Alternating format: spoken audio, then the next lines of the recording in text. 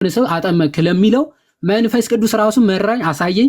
ከዛ በኋላ ደግሞ ለቆርኔሌዎስ መልአክ ተገልጦ ምን አለው? ጴጥሮስ የሚባል ሰው አስመጣለኝ ብሎ ተናገራለ።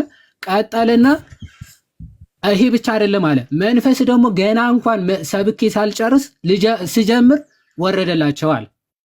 ስለዚህ የወረደላቸው እነዚህ ሰዎች መንፈስ ቅዱስ ራሱ እንዲድኑ የፈቀደላቸው ሰዎች እኛ አትድኑም፣ ድህነት ለእናንተ አልተሰጠም ብለን ልንከለክላቸው አንችልም ብሎ ሐዋርያ ቅዱስ ጴጥሮስ ጥያቄ ልጠይቅህ። እሺ ቀጥል። ዮሐዴ አካሄድ ይቅርታ መሀል ላይ ገባው። ሰው የሚያብራራውን ነገር አትሊስት ወይ አንደርስታንድ አድርገህ ወይ ሳይገባ ነው የሆነ ነገር ገብቶኛል። ምንድን ነው የገባ? ስፔሻል ኬዝ ነው። አህዛቦቹ በመንፈስ ቅዱስ መጀመሪያ ባይጠመቁ ኖሮ ዝም ብለህ ብታጠምቃቸው ኖሮ አይሁዶቹ ለምንድን ነው ያጠመካቸው? ክርስትና ለአይሁድ ብቻ ነው ብለው ጴጥሮስን ይሞግቱታል ነው ያለኝ። ስለዚህ ቅድም ያነሳው ሀሳብ ልክ እንዳልሆነ ገብተዋል ማለት ነው። ልጠይቀው ስል እኮ አቋረጥከኝ። ያልገባኝን ነገር አንተ እሺ ጥያቄ አንፍቀድለት ጋዲ አንድ እንፍቀድለትና ከዚህ ውጪ ሳይሰበክ ሳያምን የተጠመቀ ማንም እንደሌለ መጽሐፍ ቅዱስ ይናገረናል። ይሄ ግን ስፔሻል ኬዝ እና የመጀመሪያው ከአሕዛብ ወገን የመጣ እንደሆነ መጽሐፍ ቅዱስ ስለሚናገር ሐዋርያ ቅዱስ ጳውሎስ ራሱ ጴጥሮስ ማለት ነው ይቅርታ ያጠመቀበት ምክንያት እያብራራ ስለሆነ ይህን መጽሐፍ ቅዱስ በግልጽ ይናገራል። ጥያቄ እንቀጥል። እሺ አሁን እኔ ቅድምም ለጋዲሳ ጠይቄው ነበር። ከሰማኝ አልሰማኝ እኔ እንጃ አላውቅም። ግን በኦርቶዶክስ ቤተክርስቲያን ውስጥ ቅዱስ ቁርባንና የውሃ ጥምቀት ያስፈልጋል ለደህንነት ብለው ያስተምራል ቤተክርስቲያኑ። እናንተ አሁን የምትሉኝ ነገር እንደዚህ ካልሆነ እንደዚህ አይደለም በሉኝ። የመስቀሉ ሰውዬና የኮርኔሊየስ ቤተሰቦች በጌታ በራሱ በእግዚአብሔር ፍቃድ ስፔሻል ኬዝ ተደርጎላቸው ነው እንጂ ለሌላው ለአሕዛብ በሙሉ የግድ መጠመቅ አለባቸው፣ የቅዱስ ቁርባን መብላት አለባቸው ነው። ለነዚህ ግን ስፔሻል ኬዝ አለው እያላችሁኝ ነው ካልተሳሳቱ። እሺ እኛ እያለን ሳይሆን እንግዲህ ጋዲም ከቅድም ጀምሮ እየተናገረ ነው። በነገራችን ላይ በዚህ በሎጂኮ ዓለም ምን ይሉታል? አክሲደንስ የሚባል ፋላሲ አለ። አክሲደንስ ምን ማለት ነው? የሆነ ጀነራል የሆነ ህግ እያለ በሆኑ በኤክሴፕሽናል ህጎችን ጀነራሉን ማጣፋት ማለት ነው። ለምሳሌ በከተማ ውስጥ ሁልጊዜ የምሰጣት ምሳሌ ነች። በከተማ ውስጥ መኪኖች ሊነዱ የሚገባው በ40 ኪሎ ሜትር ፐር ሰከንድ ነው የሚል ህግ አለ። ማንኛውም መኪና ከ40 ሜትር ፐር ሰከንድ በላይ ከነዳ ይቀጣል ይላል።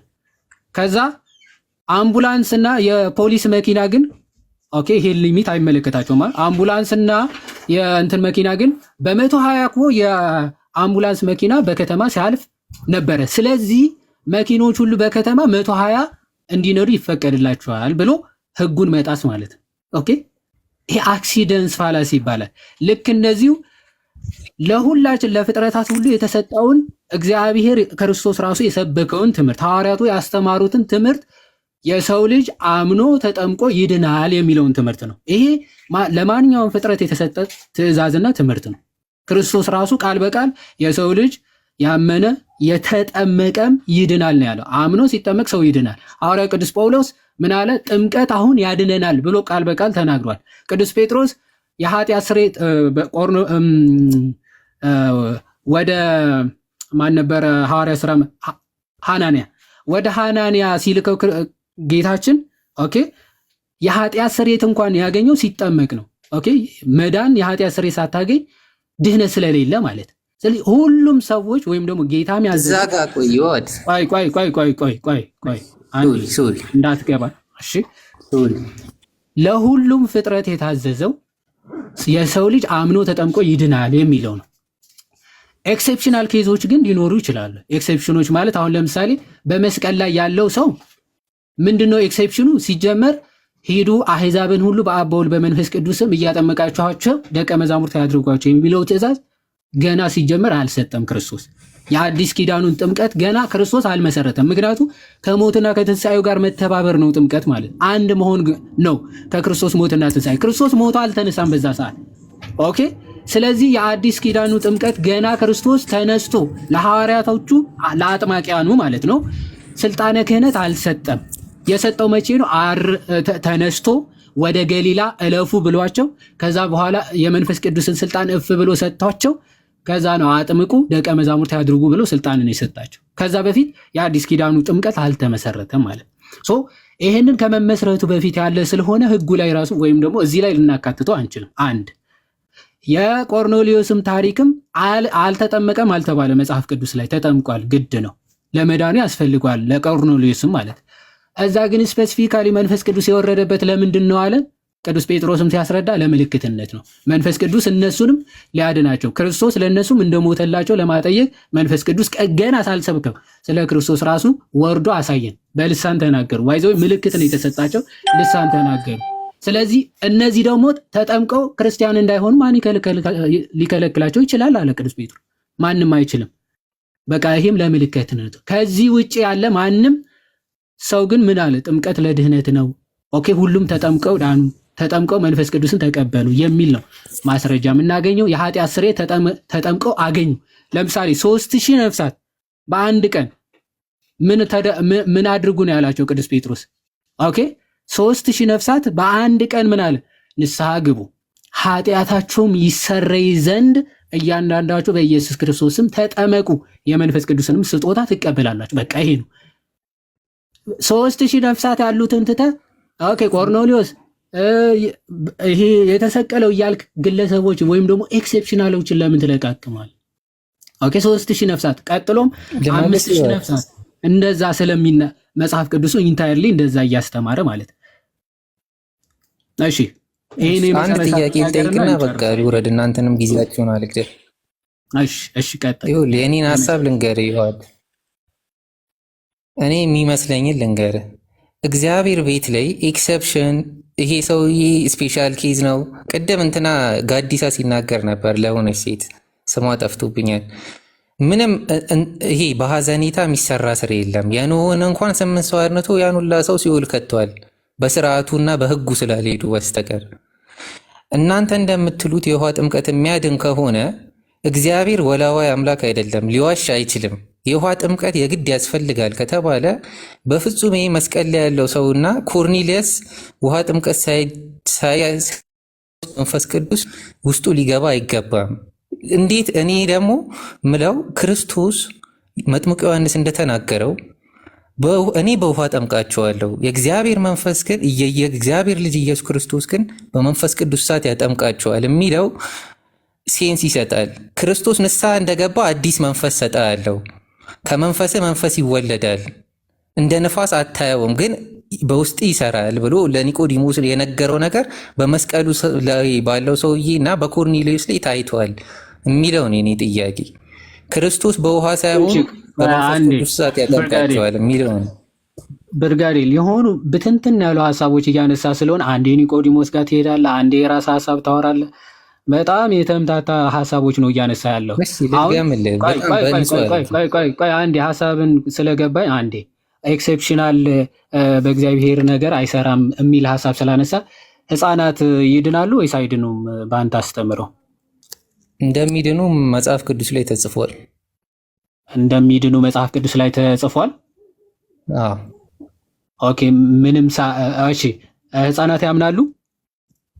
ምንም ሳያረጉ ህፃናት እንደሚገቡ ጌታ ኢየሱስ ራሱ ተናግሯል። ህፃናት ያምናሉ ወይ? ቆይ ህፃናት ያምናሉ? አያምኑ፣ ምንም ሳያረጉ። ስለዚህ ህፃናት ሳያምኑ ስለሚድኑ እምነትም ለመዳን አያስፈልግም ማለት ነው አይደል? ሰው ሳያምንም መዳን ይችላል ማለት ነው አይደል ብርጋዴ? እንደዛ ሊሆን አይችልም አይደል? ለምን ህፃናት ሳያምኑ ይድናሉ? ምንም ሳያረጉ እኮ ድነዋል ህፃናት። ለምን ለህፃናት ምንም አያስፈልጋቸውም ማለት ማመን ለምን አያስፈልጋቸውም? ጌታ ኢየሱስ ራሱ ስላለ ነው። ጌታ ኢየሱስ ሳያምኑ ይድናሉ ብሏል። እነዚህ እንደነሱ ካልሆናችሁ መንግስተ ሰማያትን አትወርሱም ብሏል። ይሄ ማለት ይድናሉ ብሏል። ቆይ ሳያምኑ ይድናሉ ብሏል። ህፃናቶች ነገርኩ እኮ ያለውን ጥቅስ እንደነዚህ ህፃናቶች ካልሆናችሁ ህፃናት ሳያምኑ ይድናሉ ብሏል ወይ? የጠየቅኩህን መልስልኝ። ሳያምኑ ይድናሉ ብሏል? ሳያምኑም አላለም። ስለዚህ ካላለ ያላለውን አትበል። እኔ የጠየቅኩህን መልስ። አሁን ህፃናት ሳያምኑ የሚድኑ ከሆነ እምነት ለመዳን አስፈላጊ አይደለም ማለት ነው አይደል? ህፃን እምነት ለመዳንም አስፈላጊ ነው። ሁላችንም የምናምነው ነገር ነው። ህፃናት ይኸው ሳያምኑ ይድናሉ አልከኝ እኮ። ማመን ሳይጠበቅባቸው ህፃናት ይድናሉ አልከኝ። ጌታ ያለውን እኮ ነው። ማናለ አይደለም ጥያቄ፣ ማናለ አይደለም ጥያቄ። አሁን እሱማ ይሄ በቀኝ በኩል ያለውም እኮ ጌታ ራሱ ነው ያለው። ኦኬ ቆርኔሌዎስም ያዘዘው መልአኩን ልኮ ጌታ ነው። ስለዚህ ጌታ ነው ያዘዘው በማለትማ እኔ እምልሃለሁ እኮ ለቆርኔሌዎስም በቀኝ ለነበረው ወንበዴም ያዘዘው ጌታ ራሱ ነው። ስለዚህ ተጠመቁ ብሎ ያዘዘውም ክርስቶስ ራሱ ነው። ባይዘው ሰው አምኖ ይጠመቃል ይድናልም ብሎ ያዘዘው ክርስቶስ ኢየሱስ ስለሆነ አሁን እሱ ጌታ ነው ያለው ማን ያለው አይደለም ጥያቄ። ሳያምኑ ህፃናት ይድናሉ የሚል አስተምህሮ ከተማ መጽሐፍ ቅዱስ የሚያስተምር ከሆነ ስለዚህ እምነት ራሱ ለመዳን መሰረታዊ ነገር አይደለም ማለት ነው አይደል? በአንተ አስተሳሰብ ከሄድን አሁን እኮ አንተ ይሄን የምትለው ነገር አንተ ከሰጠኝ ሐሳብ ጋር የሚቃረን ነው። አሁን ኤክሴፕሽን የሚባል ነገር የለም የሚል ደግሞ ለምን አንተ እንዴ አንተ ነው ኤክሴፕሽን የሚባል ነገር የለም ያልከው? ስለዚህ አንተ ኤክሴፕሽን የሚባል ነገር ያለ ካልክ ህፃናት ራሱ በቃ አምነው ሰው አምኖ ነው የግድ መዳን ያለበት መሆን አለበት አይደል? ሰው የግድ አምኖ ነው መዳን ያለበት። አይ ለህፃናት ሲሆን እምነት አያስፈልጋቸውም ለከበደ ሲሆን እምነት ያስፈልገዋል ማለት የለም። ኤክሴፕሽን የሚባል ነገር የለም ስላልክ ማለት እኔ ኤክሴፕሽን የሚባል ነገር አለ እያልኩ ስለሆነ ስናገር የነበር አይ በእግዚአብሔር አሰራር ኤክሴፕሽን የሚባል ነገር የለም ብለህ ጀመርክ። ስለዚህ ኤክሴፕሽን የሚባል ነገር የለም ብለህ ስለተናገርክ ምን እያሳየሁህ ነው? ህፃናት ኦኬ ለመዳን እምነት አያስፈልጋቸውም ብለኸኛል። ስለዚህ እምነት የማያስፈልጋቸው ከሆነ ኤክሴፕሽን እንዳታወጣ ለህፃናት ለትላልቆች ለአዋቂዎች ምናምን ብለህ ኤክሴፕሽን እንዳታወጣ። ስለዚህ ህፃናት ሳያምኑ ስለሚድኑ በአንተ አስተምሮ ኤክሴፕሽን ስለሌለ እምነት ደግሞ ለመዳን አስፈላጊ አይደለም ማለት ነው አይደል? ይሁድ በአንተ አስተምሮ ህፃናት ሳያምኑ ይድናሉ አይደለም? አንተ ስለ አንተ አይደለም ስለኔ አትጠይቀኝ። በአንተ አስተምሮ አስወርጃለሁ ደነዝ ይሆነ ልጅ ይቅርታ ለአጠቃቀም ምንም በቃ ዝም ብሎ ሰው ማድከም ነው እንጂ ግልጽ እኮ ነው ስታነሳ የነበረው ሐሳብ ከቅድም ጀምሮም ሲነሳ የነበረው ሐሳብ ግልጽ ነው። ወደ ካዕባ ልክ ያለው ይሄ በጣም አይታችሁ ያላችሁ ሰዎችም ይሄ ብዙ ጊዜ የሐዋርያት ሥራ ምዕራፍ ቃልዮት ያሰማል ነው አይደል? የሐዋርያት ሥራ ምዕራፍ 11 ላይ ያለው ሐሳብ ከዚህ በፊትም ብዙ ጊዜ መልስ ሰተንበታል። ግን ሁሌም እንደ አዲስ ያልተረዱ ሰዎች ሲኖሩ እንደ አዲስ ጥያቄዎች ምናምን ስለሚነሱ እሱንም አዲስ መደረጉ በጣም መልካም ነው። ኦኬ ራሱ አይድኑም ብለን እናስተምራለን። እንደዚህ የሚል አስተምሮም እኮ የለንም። ኦኬ መጠመቅ ባይችሉስ ኦኬ በጭራሽ ሊድኑ አይችሉም የሚል አስተምሮ እኮ የለንም። እግዚአብሔር የሆነ ፍትሐ ገምድል የሆነ አንተ ማድረግ ወይም ደግሞ ማድረግ እየፈለክና ለማድረግ እያሰብክ ባለበት ሰዓት አጋጣሚ ሞት ቢወስድህ ወይም ደግሞ ሰማዕትነት ብትቀበል ኦኬ በቃ ሳይጠመቅ ነው የሞተው አይድንም የሚል አስተምሮ እኮ የለንም። ኤክሴፕሽናል አሉ። ይሄ በእምነት ጉዳይም ማለት ነው። ህፃናት ኦኬ የአእምሮ እድገት ውስንነት ያለባቸው ሰዎች እነዚህ በኤክሴፕሽናል ኬዝ ነው የሚታየው። ለፍጥረት ሁሉ የሚሆኑ አይደል? ፍጥረት ሁሉ እንደዚህ ሊሆን ስለማይችል ፍጥረት ሁሉ በህፃንነቱ አይሞትም። ኦኬ ኤክሴፕሽናል የሆኑ ነገሮች ናቸው። ስለዚህ ክርስቶስ የሚያዘው ይሄ ሁሉ የሆነ ዩኒቨርሳሊ የሚያግባቡትን ትምህርቶች ናቸው እንጂ የሆኑ በኤክሴፕሽናል ኬዞች አይደለም ጀነራል ህጎቹ የሚጣሱት ወይም ደግሞ የሚፈርሱት። ክርስቶስ ያስተማረው ሰው አምኖ ተጠምቆ ይድናል ወይም ደግሞ ሰው ዳግመኛ ከውሃና ከመንፈስ ካልተወለደ በስተቀር ወደ እግዚአብሔር መንግስት ሊገባ አይችልም። አለቀ በቃ ይሄኑ ትምህርቱ። ይሄንን ልትክድ እና ልትቃረን አትችልም። ወይም ደግሞ ከዚህ ጋር የሚጋጭ የሆነ ጥቅስ መጥቀስ አይቻልም በጭራሽ። ኦኬ መጽሐፍ ቅዱስን ስለምናጋጨው ማለት ነው። ያ ይሄን ለማለት ነው። ጋዲ ቀጥል። ትልቁ ላይ ሁን ለታብታብ ምናምን እንዲመች ወይ ታብታብ ስማ። ስንት ሰዓት እኮ ነው የገባ ነው? አንተ ጠፋ። ቅድም ደውዬልህ ነበርኩ። በኩ እንዴት ነህ ፓፓ? እንዴት ናችሁ? ጋዲ አብረን ነበር ነሱ ጋር ጋዲ ሁላችሁንም አንተሽ 1400 ሰው ሰላም ብያችኋለሁ። እና አሁን የገባ ልጅ በጣም እያሳቀኝ ነበረና በራሱ እንትን እያስቀመጠ ነበረ። ጋዲ ማለት በቀኙ የተሰቀለ ማለት ያለ መንፈስ ቅዱስ ሰው መዳን ይችላል? ያለ መንፈስ ቅዱስ ሰው መዳን ይችላል? አይችልም። ያለ መንፈስ ቅዱስ መዳን የለም። ለቤተ ክርስቲያን ደግሞ መንፈስ ቅዱስ ለድህነት የተሰጠው መቼ ነው ከተባለ ጌታችን ኢየሱስ ክርስቶስ ካረገ በ10ኛው ቀን ነው፣ ወይም ደግሞ ሞቶ ከተነሳ በ50ኛው ቀን ነው የላከው። ከዛ በኋላ ነው በነገራችን ላይ ለድህነትም ለእያንዳንዱ መንፈስ ቅዱስ መሰጠት ከጀመረው ለሐዋርያት ከተሰጠ በኋላ ነው። ታዲያ ስለዚህ ያ በቀኙ የተሰቀለ መንፈስ ቅዱስ ከመውረዱ በፊት ዳነ። ስለዚህ ያለ መንፈስ ቅዱስ ሰው ይዳናል ብለን እንደምድም እስኪ ዘኑ የሚል ነገር ልቀበልሽ። ዘኑ እና እሺ፣ እዚህ ጋር ማን ይታየኛል? እሺ እንኳን ኦኬ፣ ገና አልገቡም እንዴ? ገና ሳይገቡ እንኳን ደህና መጣችሁ ልል ነበር። እሺ ጄሪ እንኳን ደህና መጣሽ።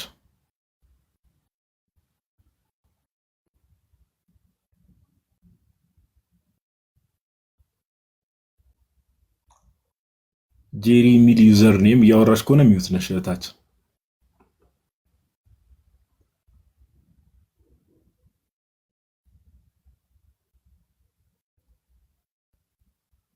ጄሪ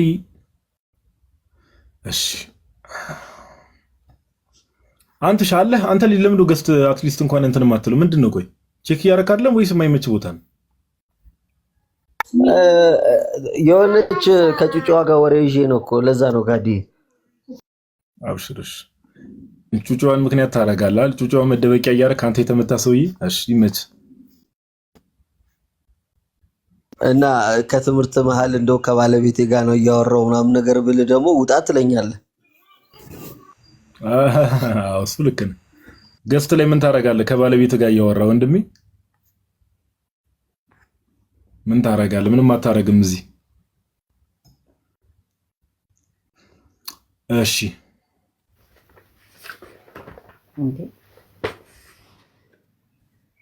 እሺ፣ ሚጣ ነው የሚለው ሚጣ የክርስቶስ። እሺ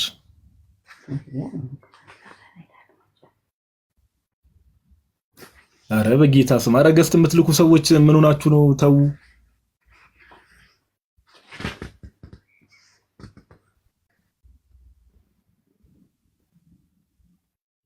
ሚጣ አሁን ሌላ ነገር ነው የሚመስለው ራሱ። ይዋዲ ሚጣ ብዬ ስጣራ ሌላ ነገር ነው የሚመስለው። እመቤት ሚጣ ረረረ ና ይሄ ሁለት አድርገው እስኪ አንተና ያንተሽ ምናምን። እኔ ኦኬ መጣለች ሚጣ አይ ቲንክ መሰለኝ። እሺ እንኳን ደህና መጣሽ እህታችን።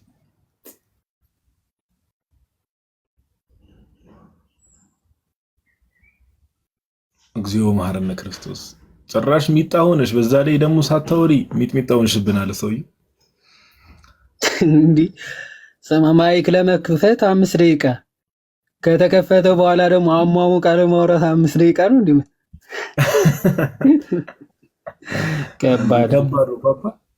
ከባድ ነው። እሺ ገስት የምትልኩ ሰዎች እባካችሁ እንደምታወሩ እርግጠኛ ሆናችሁ ላኩ። በባዶ እንዳይሆን ገብታችሁ ዝም ለማለት ከሆነ ፕሊስ ዶንት ዱ ዛት። መኩ ደግሞ እንደው የምታወዛግበን ዛሬ። ቆይ ምን ትገባለህ ትወጣለህ በየደቂቃው? ኧረ ተው። አንድ ከጻፈ እንትን በል፣ አንድ ከጻፉት ውስጥ አስገባ። ጋዲ ያው ሰው ተቀብዬ እላለሁ። አንድ ሁለት ጥያቄ ተቀበላት እንግዲህ። ደከመ እንዴ? እኔ 12 ሰዓት ከምናምን ኦልሞስት 12 ተኩል አካባቢ እኮ ነው የገባሁት ፓፓ። አው በእናት ያው መብራት ምናምን አልነበረም አይደል? እና እንትን ምንድነው ሴቪንግ ሞድ ምናምን አድርጌው ለዛ ነበረ። አዎ እኔ ረጅም ሰዓት ስላወራው ጉሮሮዬ ተይዟል ነገርና ደግ አውራት ማናት ስሟ? አያትን አውራት። አያት ምታል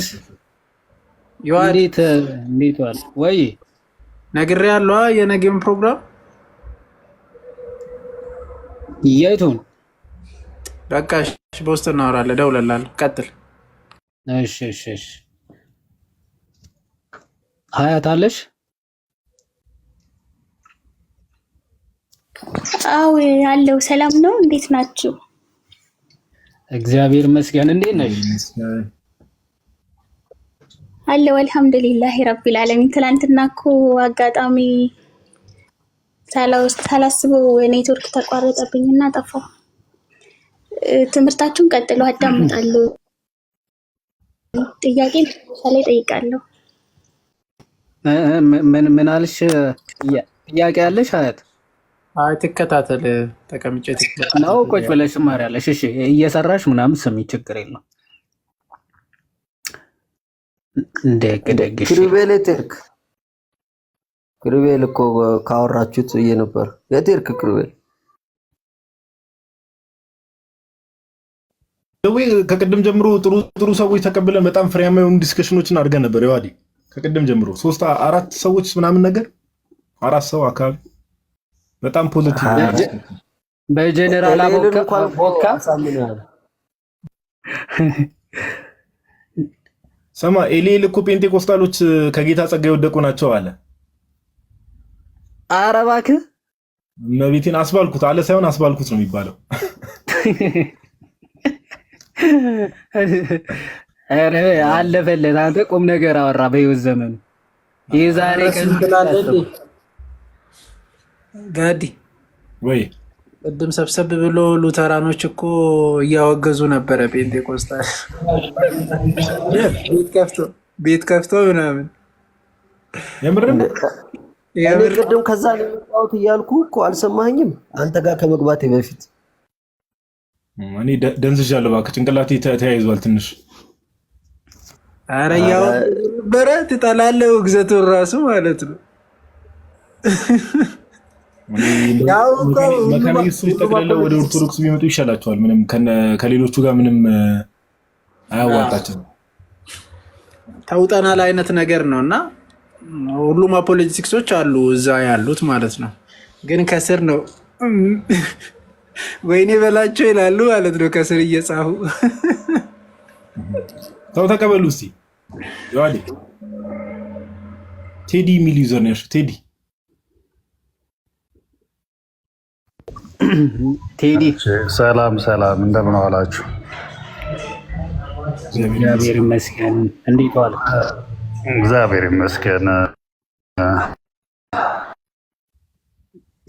ከየት ቤተ እምነት ነው? እኔ ከዚሁ ከኢትዮጵያ ኦርቶዶክስ ቤተክርስቲያን ልጅ ነኝ። ግን ከየት ከኢትዮጵያ ኦርቶዶክስ ቤተክርስቲያን። ኦኬ ክርስቲያን ነው። እርሱ ለምን ክርስቲያን? ከዚሁ ከኢትዮጵያ ኦርቶዶክስ ቤተክርስቲያን። እሺ ርዕሱን አይተዋል ታዲያ?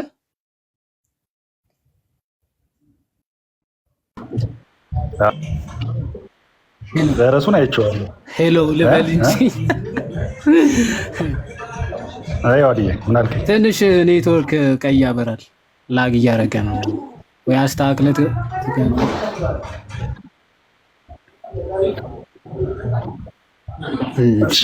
አሁን ይሰማል? ቀይ አብርቷል። ቆይቶ ነው አታወርደኝ። እሺ አሁን እሺ ጠፍቷል። እሺ አይ ከአሁን መጥቷል ከተሰማ። እሺ ቆይ እየተንቀሳቀስኩ ነው። ወረድ ደበረውን አንጻር ነው።